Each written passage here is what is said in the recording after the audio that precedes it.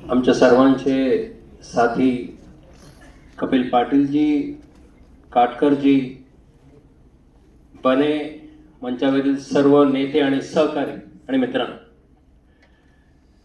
आपण जुनी पेन्शन घेण्याची सुरुवात ही मुंबई महानगरपालिकेमध्ये दी म्युनिसिपल युनियननी 2018 मध्ये सुरू केली होती. युनियनचा जन्म हा 17चा, पण 18 मध्ये आपण पहिली मीटिंग लावली होती मित्रधाम मध्ये आणि त्यातून सुरुवात केली होती. तोपर्यंत महानगरपालिकेतली कोणतीही युनियन याबद्दल साधं ब्र बोलत नव्हती. हा विषय आपण घेतला आणि हा विषय फार महत्वाचा आहे. आताच माझ्या आधी अनेक लोक बोलली आणि हे खरं आहे की आपण आपल्या आयुष्याचे सर्वात चांगले दिवस हे आपण ज्या संस्थेमध्ये काम करतो त्या संस्थेला देतो आणि ज्या वेळेला आपण त्या संस्थेत सेवानिवृत्त होतो.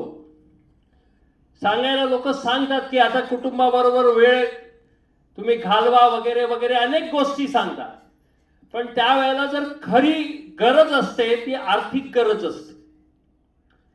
आणि जर मी आर्थिकरित्या इंडिपेंडेंट असेल, स्वावलंबी असेल, तर मग मला काही चिंता करायची गरज नाही. आणि म्हणून आपल्या देशामध्ये आजही जर कोणाला विचारलं, मॅक्सिमम लोकांना सरकारी नोकरी हवी असते किंवा ज्या संस्था आहेत, निम सरकारी संस्था आहेत, तिकडेच नोकरी हवी असते. का तर एकदा लागलो तर रिटायर होईपर्यंत जर पगाराचा प्रॉब्लेम नाही आणि रिटायर झाल्यानंतर पेन्शन आहे, तर त्यामुळे सेवानिवृत्तीनंतरचं माझं आयुष्य मी आरामात जगेन ही एक भावना असते. पण एनपीएसनी ही भावना पूर्णतः नष्ट केलेली आहे. नक्कीच आपण ज्या वेळेला नोकरीला लागलो त्यावेळेला काही लक्ष दिलं नाही. मुंबई महानगरपालिकेची नोकरी आहे, काही प्रॉब्लेम नाही. आजही अनेक लोकांना जे आपल्याला ओळखतात त्यांना हेच वाटत असेल की ह्याला काय प्रॉब्लेम आहे, हा रिटायर होणार, भरभरून ह्याला पेन्शन मिळणार आहे. खरी गोष्ट नाही माहिती. आणि म्हणून आपण 2018 मध्ये हा लढा सुरू केला.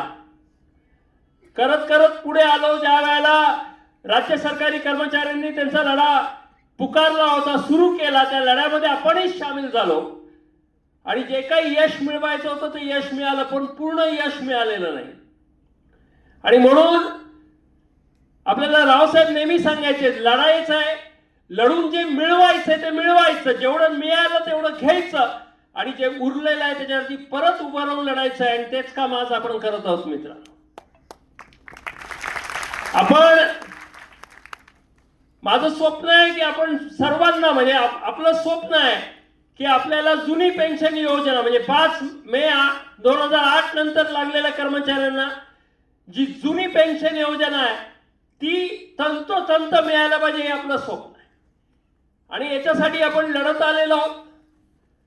मी आज तुमचा जास्त वेळ घेणार नाही, कारण की 6 वाजता माझ्यामध्ये हॉल द्यायचा आहे. आपल्याला सविस्तर काटकरजींनी सांगितलं की काय एकूण फरक आहे आणि काय आपल्याला जर जुनी पेन्शन मिळाली तर काय आणि नाही मिळाली तर काय परिस्थिती आहे आज. पण हे असंच मिळणार नाही. आपण लढतो, ग्राउंडवरही लढतो आणि ते लढलंही गेलं पाहिजे. आज आपण हे लढत असताना मी तुमच्यासमोर हे ठेवतो की आपण एक पत्र देऊ. प्रत्येक कर्मचारी, असं नाही की सर्वांनी एकाच पानावर स्वाक्षरी करायचं आहे, पण प्रत्येक कर्मचाऱ्याचं एक वेगळं पत्र राज्य सरकारला की बाबा रे मला जुनी पेन्शन हवी. 5 मे 2008च्या अगोदर मुंबई महानगरपालिकेमध्ये जी लोक लागलेली आहेत त्यांना जी पेन्शन योजना आहे तंतोतंत ती पेन्शन योजना मला हवी, हे आपण तिकडे त्या पत्रामध्ये लिहून देणार. त्याचबरोबर जोपर्यंत ती मिळत नाही तर सद्यस्थितीमध्ये जी राज्य सरकारने पेन्शन योजना स्वीकारलेली आहे तर ती तेवढी चांगली नाही आहे जी जुनी पेन्शन योजनेसारखी आहे, पण एनपीएस एवढी वाईट सुद्धा नाही आहे. तर सद्य परिस्थितीमध्ये जी पेन्शन योजना राज्य सरकारी कर्मचाऱ्यांना लागू केलेली आहे. कारण की मुंबई महानगरपालिकेमध्ये जे राज्य सरकारी कर्मचाऱ्यांना जे लागू होईल ते आपल्याला लागू आहे. त्याच पद्धतीने जी आज पेन्शन योजना तिथे लागू आहे ती मला सद्यस्थितीमध्ये लागू करावी हे आपण हे पत्रामध्ये देणार आहे मित्र. त्याचबरोबर जे सेवानिवृत्त होताना रजेचे रोखीकरण आज मिळत नाही ते मला मिळाले पाहिजे. हे 3 मुद्द्यांचं आपण हे पत्र स्वाक्षरी करून माननीय मुख्यमंत्री आणि उपमुख्यमंत्री राज्य सरकार यांना देण्याचं काम आपण करणार.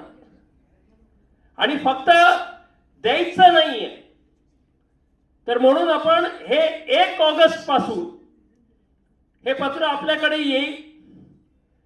आपण हे सह्या करायचं आहे आणि हे सह्या करून आपण 8 सप्टेंबर हा दिवस आपण आज ठरवतोय की 8 सप्टेंबर रोजी आपण राज्य सरकारला सर्वांनी एकत्रित मिळून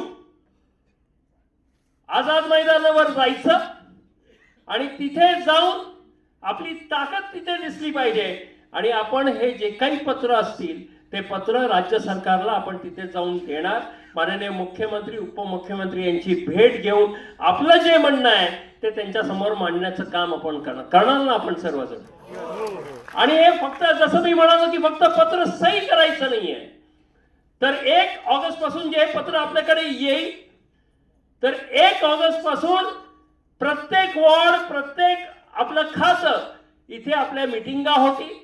जास्तीत जास्त लोकांपर्यंत जाण्याचं काम. कारण की हा प्रश्न जेवढ्या लोकांचा आहे तेवढ्या लोकांपर्यंत हा प्रश्न गेला पाहिजे.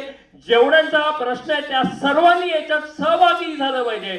आणि आम्हा सर्वांनाही खात्री आहे की जर एकदा मुंबई महानगरपालिकेतली जेवढ्या लोकांचा हा प्रश्न आहे तेवढी लोक जर आज रस्त्यावर उतरली 8 सप्टेंबरला तर मला वाटत नाही की हा प्रश्न सुटायला जास्त वेळ लागेल. त्यामुळे आपण सर्वांनी हे प्रयत्न करून आपला हक्क घेण्याचं काम आपण करू. मी जास्त न बोलता मी एवढंच म्हणेन की आपण आपली पूर्ण ताकद आणि कोण कोणत्या युनियनचा आहे याचा विचार आपण करू नये. कारण की झेंडे बावटे बाजूला टाकून हा कामगारांचा प्रश्न आहे आणि कामगारांसाठी सर्वांनी एकत्र यावं. आणि विश्वास आहे की आपण सर्वजण एकत्र आलो तर हा प्रश्न नक्कीच लवकरात लवकर सुटेल. या विश्वासाने मी इथेच थांबतो. जय हिंद जय महाराष्ट्र. धन्यवाद रावसाहेब. आपण आज जो काय आपल्या अध्यक्षांनी इथे मांडलेला आहे त्याचा आपण एक ठराव मंजूर करूया. चालेल ना? की 1 ऑगस्ट पासून 7 सप्टेंबर पर्यंत या सगळ्या कालावधीमध्ये मुंबईचे सगळे विभाग कार्यालय रुग्णालय चौक्या इथे हा फॉर्म प्रत्येकाचा इंडिव्हिज्युअल आपण भरून घ्यायचा. दुसऱ्या बाजूला त्या वॉर्डमध्ये आपली जशी आपण क्लेरिकलचं एक आंदोलन उभं केलं होतं प्रत्येक वॉर्डमध्ये आपण बैठका घेतल्या होत्या. एक चांगलं झालं की मधल्या काळामध्ये आपण रोड रिपेअर ड्रेनेज पाणी खातं मलनिस्सारण सफाई खातं अशी एक कमिटी तयार केलेली आहे. त्या कमिटीतले कार्यकर्ते आणि त्या ऑफिसमधली लोक यांची एक त्या ठिकाणी बैठक होईल या महिन्याभरामध्ये. आणि 8 तारखेला आपण जे काही सह्यांचं निवेदन गोळा करणार आहोत ते सगळं घेऊन आपण जाऊ. माननीय मुख्यमंत्री यांना भेटायला उपमुख्यमंत्री आहेत जे अर्बन डेव्हलपमेंटचे मिनिस्टर आहेत ते त्यांना भेटायला महापौर आणि आयुक्तांना भेटायला जायचं आहे. सर्वांनी 61,000 लोकांनी जायचं आहे. ती तयारी आपण जर केली तर हा प्रश्न निकालात निघतो. तर हा सगळ्या बाबी आपल्याला मंजूर असेल तर आपण सगळ्यांनी टाळ्यांच्या गजरात तो मान्य करावा. आणि आपल्या कपिल साहेब किंवा शशांकरावांनी वरलेल्या मंचाला हात वरती करून सांगा सगळ्यांनी की आम्ही ह्याला सगळ्यांना तयार आहे. एकच मिशन हा ठराव मंजूर होत असताना ह्या सगळ्याचं जे नेतृत्व आपला सल्लागार आहे आणि हिंद मजूर किसान पंचायत ही कामगार संघटना आहे त्याचे अध्यक्ष मी कपिल साहेबांना विनंती करतो की आपण नेहमीच आम्हाला मदत करत आलेला आहात मदत करताय. याही प्रश्नाच्या अनुषंगाने आणि कायमच आमच्या पाठीमागे आपण खंबीर उभे असता. मी कपिल साहेबांना विनंती करतो की त्यांनी आपल्याला मार्गदर्शन करावं. कपिल साहेब. आपण सगळेजण कपिल साहेबांचं टाळ्यांच्या गजरात स्वागत करू.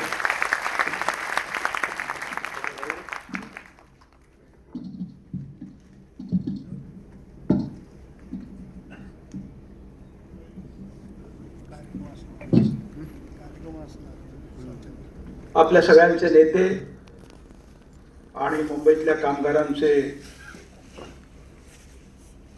चा आवाज शशांकराव,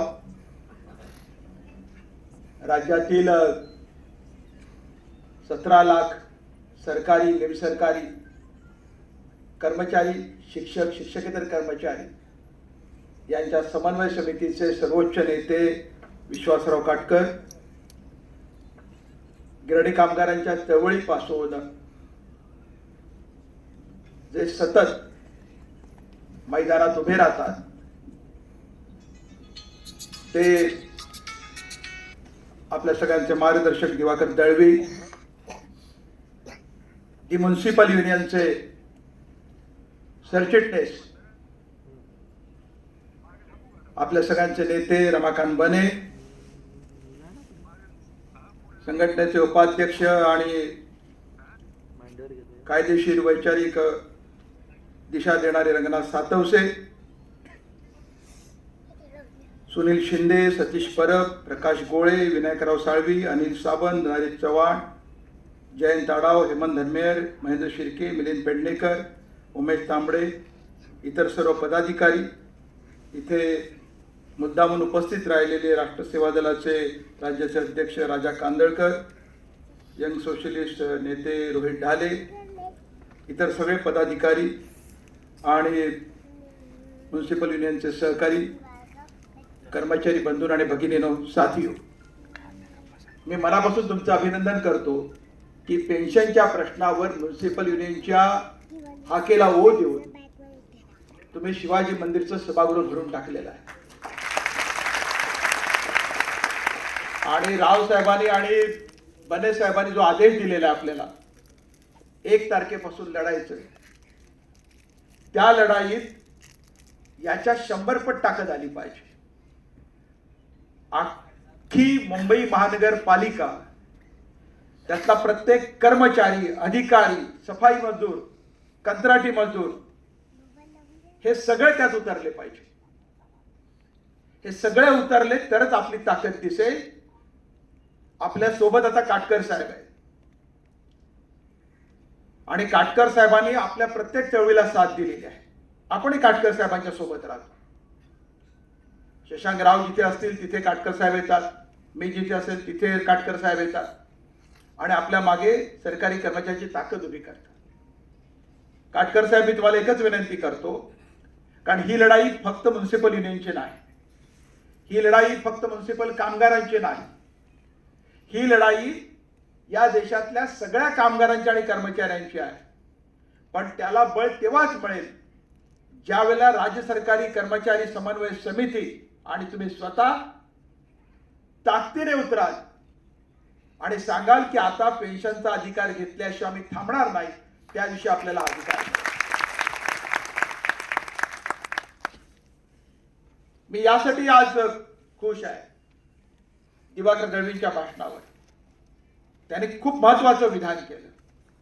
कारण दळवींना मी कामगार मैदानात पहिल्यांदा भेटलो, त्यांना आठवते की नाही माहित नाही, पण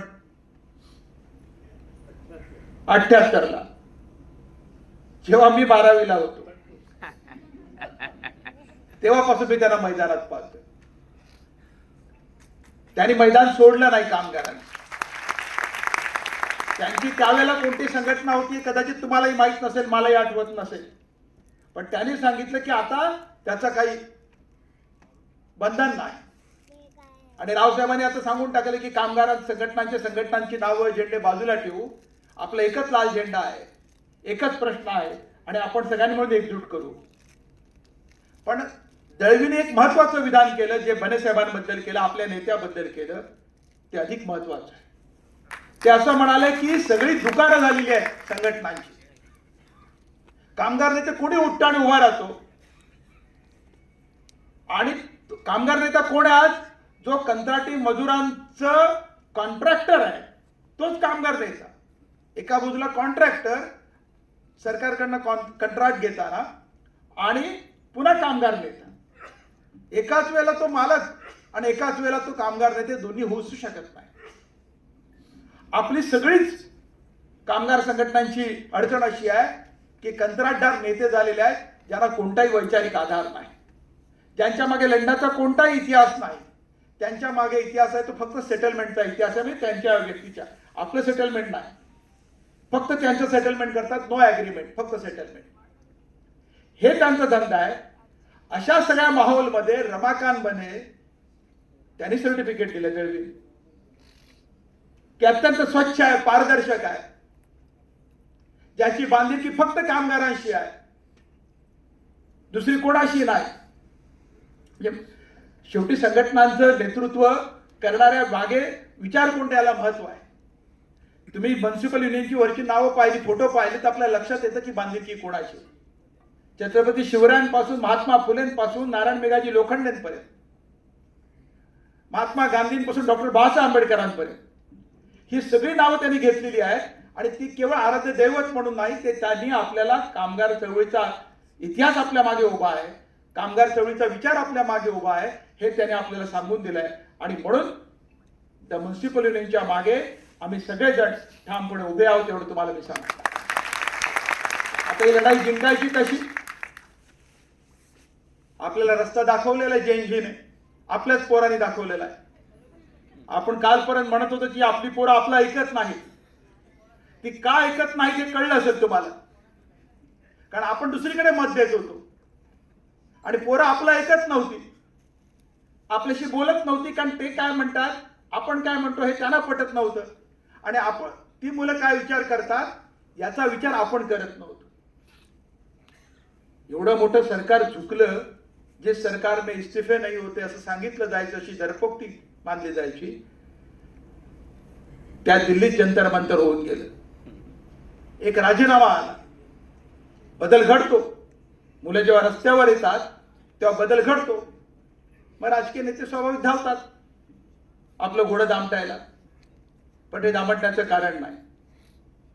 मुलांनी लढाई हातात घेतली आणि त्याने आपल्याला रस्ता दाखवलेला आहे लढायचं कसं. ती आजाद मनाने लढतायत, कोणतंही त्यांच्यावर डोक्यावरती ओझा नाही, हिमतीने लढतायत, ती कोणालाही घाबरत नाही. हे भय जेव्हा आपण आपल्यात घालून येईल की माझ्या नोकरीचं काय होईल, माझी रजा पडेल का, माझी रजा कापली जाईल का, माझं वेतन कापलं जाईल का, या ज्या चिंता आपल्याला आहेत, त्यामुळे आपण लढाई विसरून गेलेलो आहोत. डॉक्टर बाबासाहेब आंबेडकरांनी पेन्शनचा अधिकार दिला होता. पेन्शनचा अधिकार जेव्हा यांच्या हातात सत्ता आली तेव्हा त्यांनी काढून घेतला. आणि आता जो कायदा झालेला आहे त्या कायद्यातून या पुढच्या काळात कोणालाही पेन्शन द्यायची व्यवस्था केलेली आहे. या पुढच्या काळात कामगार नावाची वस्तूच राहणार नाही. कर्मचारी संपले, कामगारी संपले, आता गीक कामगार शब्द आला. असा शब्द आला, नवीनच शब्द आला. त्याला कसलंच संरक्षण नाही, कोणतेही शाश्वती नाही, पगारच नाही. त्याला ते पार्टनर म्हणतात. ड्रायव्हर मत बनू, पार्टनर बनू म्हणजे काय? व तुझ्या प्रॉफिट मध्ये तू आम्हाला हिस्सा देणार आहेस का? काही देणार नाहीये. हायर करतात आणि फायर करतात. मग पार्टनर असेल तर हायर कसा केला जातो आणि पार्टनर असेल तर फायर कसा केला जातो? एवढा साधा प्रश्न आहे. आणि या हायर आणि फायर योजना काल नाही आली आहे, ती महापालिकेत पहिल्यांदा आली, ती सरकारमध्ये पहिल्यांदा आली. आपल्या सगळ्यांना आता बेस्ट कामगारांचं नेतृत्व शशांकराव करतायत. हजारो कंत्राटी कर्मचारी केले गेले. रावसाहेब असल्यापासून कंत्राटी करण्याच्या विरोधात लढत होते, परंतु कंत्राटदार युनियनवाल्यांनी, कंत्राटदारांच्या युनियननी ते हाणून पाडलं आणि कंत्राटी कामगारांची संख्या वाढवली. त्यातून झालं काय? जो संघटित कामगार होता, परमनंट कामगार होता, तो संपत गेला. आणि कंत्राटी मजुरांचा जो नवीन वर्ग आला त्याच्या अपरिमित शोषणाला आपण मान्यता दिली. आपणच मान्यता दिली की तू, आम्ही 40,000 कमावतो, तू 15,000 काम कर. आम्ही पेन्शन घेतो, तुला पेन्शनचा कोणताही अधिकार नाही, तुला कधी काढलं जाईल. आम्हाला जे जे संरक्षण आहे त्यातलं एकही संरक्षण तुला मिळणार नाही. ही व्यवस्था आपण केली, कारण त्या विरोधात आपण लढलो नाही. फार थोड्या कामगार संघटना लढल्या आणि त्या समाजवादी विचारांच्या होत्या, त्याच लढल्या, दुसऱ्या कोणी लढलेल्या नाही. ज्यांच्या मागे समाजवादाचा विचार नाही, समाजवादाचा विचारच कामगारांनी जन्माला घातला, मार्क्सने कामगारांना एकत्र होण्याचं आवाहन केलं होतं काल मार्क्सने, की जगातल्या कामगारांनी एक व्हा म्हणजे जग बदलेल सांगितलं. मग जग बदलू नये असं ज्यांना वाटत होतं त्या सगळ्या हितसंबंधांनी कामगारच बदलून टाकला, कामगारच संपवला. त्या ज्या जागतिक भांडवलदारी शक्ती आहेत, बाजारी शक्ती आहेत, या शक्तीने आता आपला कब्जा घेतलेला आहे आणि ते ठरवतात आपल्या इच्छा कोणत्या, ते ठरवतात आपल्या आकांक्षा कोणत्या, ते ठरवतात. नीटच्या परीक्षेमध्ये हजारो एक पेपर फुटला म्हणून आपण एवढे काळजीत पडलो आणि पालक काळजीत पडले, त्यांची मुलं 22-21 मुलांनी आत्महत्या केल्या. पण नीटची परीक्षा तरी आली कशासाठी? तर ते शिक्षणाच्या बाजारीकरणाचं प्रगट रूप आहे. पूर्वी होती का नीटची परीक्षा? 12वीला चांगले मार्क मिळाले की डॉक्टर व्हायचा पोरगा. आता पुन्हा नीटची परीक्षा द्यायची. मी 2-3 माझ्या मित्रांना विचारलं, त्यांची मुलं 12वीला आहेत, काय रे काय करतो? म्हणजे नीटची तयारी करतोय. कुठे घेतलं? या कोचिंगला, त्या कोचिंगला. कॉलेज नाही, कॉलेजला जायची गरज नाही, डायरेक्ट कोचिंगला जायचं, तिकडे जायचं. म्हटलं मग फी किती? 7 लाख रुपये फी मुंबईत आहे. काटकर साहेब, 7 लाख रुपये. ग्रामीण भागात 2 लाख आहे, काही ठिकाणी छोटे क्लासेस आहेत तिथे. म्हणजे कमीत कमी पण 2 लाख जिथे फी आहे तिथे ऍडिशनल त्याला हॉस्टेल करावं लागतं, जेवणाची व्यवस्था करावी लागते. आणि मी त्याला खर्च विचारला किती, तर तो 4 लाखाच्या वर जातो, 4-4.5 लाख. लोकांनी कर्ज काढले, लाखो रुपयाचे कर्ज काढले. आणि 7 लाख रुपये 22 लाख विद्यार्थी, 21 लाख विद्यार्थी बसतात. 22 लाख बसले होते, फेरपरीक्षेला 21 लाख बसले. त्यातले जागा किती आहेत? लाखभर जागा आहेत. सरकारी जागा आणखी कमी आहेत. पुन्हा त्यासाठी डोनेशन वेगळे द्यायचे, फी वेगळी द्यायची आहे. 1 कोटीच्या खाली कोणी डॉक्टर होऊ शकत नाही. आणि समजा इंजिनियर झाला तर त्याला नोकरीची शाश्वती नाही. म्हणजे परवा एकाने फिरवलं की इंजिनियर झाल्यावर काय होईल? त्यामुळे शिपायापासून नेत्यापर्यंत काही होता येतं म्हणे. असं शिक्षण आहे आपलं. पुढारी पण होत आहे, काय नाही जमलं तर आमच्या पुढारी बनतात. ही स्थिती आहे शिक्षणाची. हे जे बाजारीकरण आलं, आपल्यामध्ये आलं, आपल्या दारात आलं, आपण त्याचा प्रतिकार नाही करत. खाजगीकरण हा आपला मुद्दाच राहिलेला नाही, जो पूर्वी कामगार संघटनेच्या चळवळीतल्या अजेंड्यावरचा पहिला मुद्दा असायचा की आमचा खाजगीकरणाला विरोध आहे, आमचा कंत्राटीकरणाला विरोध आहे. आता आपली पगारवाढ झाली, 3,000 रुपये पगारवाढ दिली की आम्ही खुश होतो. मी रावसाहेबांना विचारलं, बिलकुल नाही म्हणे मी खुश. पण रावसाहेब तशी तुम्ही मला म्हणाला शशांकराव 3,000 रुपये कोणीतरी वाढवले, ते म्हणाले फसवणूक आहे, 3,000 कशाला व्हायचं? आमची मागणी परमनंट करण्याची आहे, आमची मागणी पगाराची आहे. मग ठरवू पगार किती काय ते. नुसतं काय ते 2,500-3,000 रुपये वाढवले, त्या 3,000 रुपये म्हणजे 12 मार्चे 12-36, त्यातला 1 महिन्याचा पगार तर कॉन्ट्रॅक्टरला जाणार. राहिले 11 महिन्याचे आहेत ना, मग राहिले किती? हा सगळा हिशोब चाललाय. ही लढाई आपण विसरत चाललो. माझं तुम्हाला आव्हान आहे, जे आपल्या मुलांनी 16-17 वर्षाच्या पोरांनी दाखवला रस्ता की ते एकजूट झाले, एकजुटीने उभे राहिले. आपल्याला एकजुटीने उभं राहायचंय. आपल्याला काही हाणामाऱ्या करायच्या नाहीयेत, पूर्वीसारखं काही फार मोठं बंद करायचे नाहीये, फक्त एकजूट दाखवायचे. ही जर एकजूट दाखवली तर या सरकारला बदलावं लागेल. कोणाचंही सरकार असो, हे असो किंवा ते असो. सरकार बदलली तरी त्यांचा स्वभाव बदलत नसतो. सत्तेवर येणाऱ्यांचा स्वभाव तोच असतो. त्या सत्ताधाऱ्यांना आपल्या मागणीसाठी नमवण्याची ताकद आपल्या एकजुटीत आहे. ती एकजूट आपण घडवावी अशी माझी मला विनंती आहे. आणि याची सुरुवात मुंबईत यासाठी व्हायला हवी, कारण यंदाचं वर्ष महात्मा फुलेंचं जन्मद्विशताब्दीचं वर्ष आहे. म्हणजे 200 वर्ष जरी त्यांच्या जन्माला महात्मा फुलेंच्या प्रेरणेमुळे आणि मेहनतीमुळे आणि मार्गदर्शनामुळे या देशातली पहिली कामगार चळवळ उभी राहिली. नारायण मेघाजी लोखंडे त्याचे नेते झाले. आणि महात्मा फुलेंच्या कामगार चळवळीने आपल्याला पगार निश्चित केला, आपल्याला 8 तासाची ड्युटी निश्चित केली आणि आपल्याला रविवारची सुट्टी दिली.